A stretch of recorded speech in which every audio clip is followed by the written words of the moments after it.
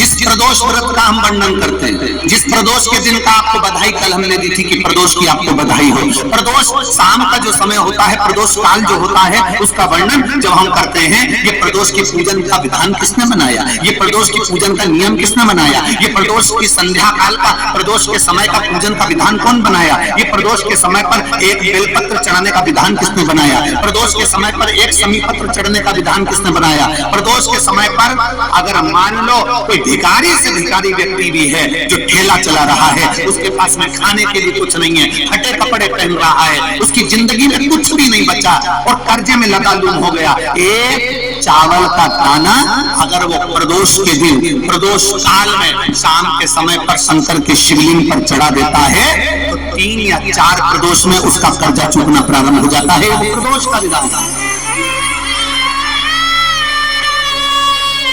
इतना, ये प्रदोष का वर्णन करा किसने, इतना प्रदोष की महत्वता बताई किसने, कौन करे इतना वर्णन।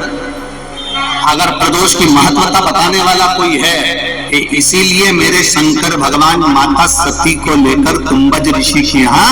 अगस्त्य ऋषि के यहाँ कथा सुनने के लिए गए थे, क्योंकि उनके बराबर कोई शंकर के महत्व को बता नहीं सकता और प्रदोष के महत्व को नहीं बता सकता। सती मैया को प्रदोष का महत्व बताने के लिए शंकर सती जी को लेकर कुंभज बाबा के यहाँ गए थे, अगस्त्य ऋषि, कि प्रदोष के महत्व को तो जानो सती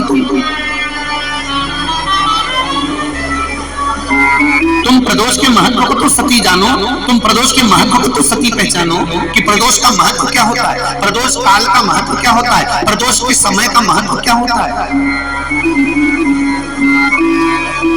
जिस समय पर सूरज डूब रहा हो, चंद्र प्रकाशित हो रहा हो, दोनों का मेल हो रहा हो, ना तो पूरा सूरज डूबा है, न पूरा चंद्र आया है, न पूरा अंधेरा है, न पूरा उजाला है, उस समय को प्रदोष काल कहा गया, उस समय को प्रदोष का समय कहा, प्रदोष काल कहा। अब कई लोग हमसे कहते हैं गुरुजी आप हमको प्रदोष का समय बताया करो कि प्रदोष काल किसको कहते हैं, प्रदोष का समय किसको कहते हैं।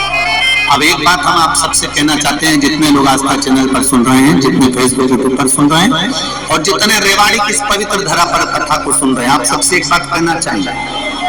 अगर हम समय देखकर बताएं आपको कि शाम को 6 बजे, 6:30 बजे, 6:30 से लेकर 7:30 के बीच में ये समय है, या 5:30 से लेकर 6:30 तक का ये समय है, या हम तुमको बोल दें कि इतनी बजे ये समय प्रदोष काल का रहेगा या इतनी बजे ये समय रहेगा, तो देखिए कभी कभी ठंड का समय आता है तो दिन जल्दी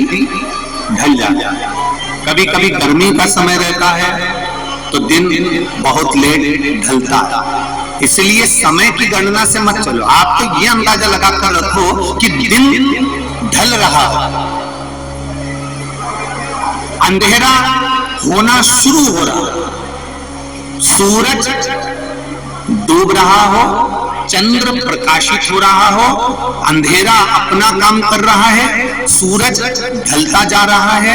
दिन कम होते चले जा रहा है और अंधेरा थोड़ा बढ़ते चले जा रहा है। इन दोनों का जो मिलन का समय हो, अब वो कितनी भी बजे, आप तो बस उसके मिलन का समय निकाल लो, वही समय प्रदोष काल कहलाता है, वही समय प्रदोष।